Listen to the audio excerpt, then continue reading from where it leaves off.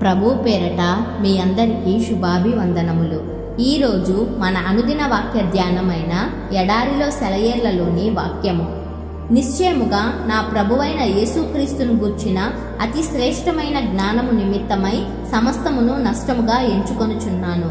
ఫిలిప్పీలకు వ్రాసిన పత్రిక 3వ అధ్యాయము 8వ వచనము. వస్తువులు దగదగా మెరవాలంటే కొంత ఖర్చు అవుతుంది. కాంతి జనకాలు ఉంటే తప్ప కాంతి పుట్టదు. వెలిగించని కొవ్వొత్తి వెలుగునియ్యదు.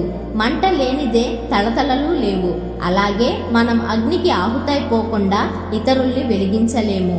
మండడం శ్రమపడడానికి గుర్తు. మరి మనమైతే నొప్పి నుండి దూరంగా తొలగిపోయే ప్రయత్నం చేస్తుంటాము. మనం దృఢంగా ఉండి పనులు చేయడానికి శక్తి కలిగి ఉండి మన మనస్సులోనూ చేతుల నిండా ఇతరులకి ప్రయోజనకరమైన కార్యక్రమాలను చేపట్టి ఉన్నప్పుడు మనం ఎంతో మానవ సేవ చేస్తున్నాము అనుకుంటాము.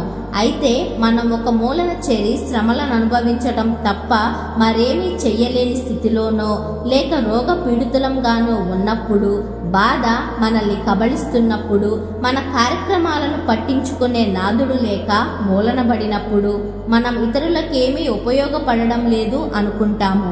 మన జీవితమే పనికిరానిదైపోయినట్టు బాధపడతాము. అయితే దీర్ఘశాంతం కలిగి దేవుని చిత్తానికి లోబడితే మనం హుషారుగా ఇతరులకి సహాయపడే రోజుల కంటే బాధల్లో కృషిస్తూ ఉన్నప్పుడే మన చుట్టూ ఉన్న ప్రపంచానికి ఎక్కువ ఆశీర్వాదకరంగా ఉండగలం. ఎందుకంటే బాధల్లో ఉన్నవాళ్ళు మండే కొవ్వొత్తి లాంటి వాళ్ళు కాంతుల్ని వెదజల్లుతారు. రేపటి మహిమ తేజస్సు ఈనాటి దారిద్ర్యంలో వేళ్లు పాతుకుంటుంది. చాలా మంది సిలువ లేకుండా మహిమ కావాలంటారు, మండకుండా వెలుగునివ్వాలంటారు. కానీ శ్రమలు పొందిన తరువాతే కదా కిరీటం దొరికేది. మా ఊళ్ళో పెరిగే మందు చెట్టు కథ విన్నారా? 100 ఏళ్లు పెరిగి పెరిగి పరిపక్వమవుతుంది.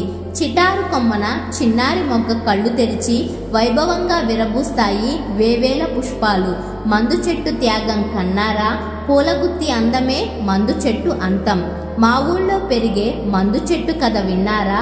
విరబూసిన వేవేల పుష్పాలు రాలుతూ అవుతాయి నేలకి తలంబ్రాలు. రాలిన ప్రతి పువ్వు వ్రేళ్లు పట్టి ప్రతి పువ్వు అవుతుందో మందు చెట్టు. పూల అంతం అదే మందు చెట్ల కారంభం. అన్నింటికంటే అతి శ్రేష్టమైన కథ విన్నారా?